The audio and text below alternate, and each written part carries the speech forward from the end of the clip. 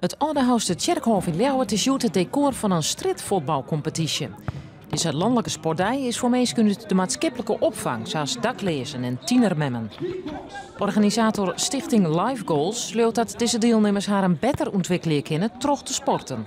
En je krijgt dus ook zelfvertrouwen van, want ook al kun je misschien niet zo heel goed voetballen, maar je helpt wel even iemand overeind die gevallen is of je geeft scheidsrechter een hand. Het zijn allemaal hele basale dingen, maar waar je wel weer het gevoel krijgt van hé, ik maak weer deel uit van een gemeenschap.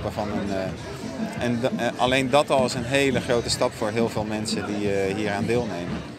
Cynthia van Team Rotterdam is daar één van. Sporten is in haar situatie heel wichtig. Superbelangrijk kan je zo zeggen. Het is iets gewoon voor jezelf, naast je kinderen, naast je zorg dat je hebt, naast je hoofdpijn, naast je stress. Ook de daklezer Omari uit Team Ljouwert tot mij. Ja, ik doe mee omdat ik vind die competitie heel gezellig. En ik heb zoveel mensen, contact met andere mensen, met de andere stad.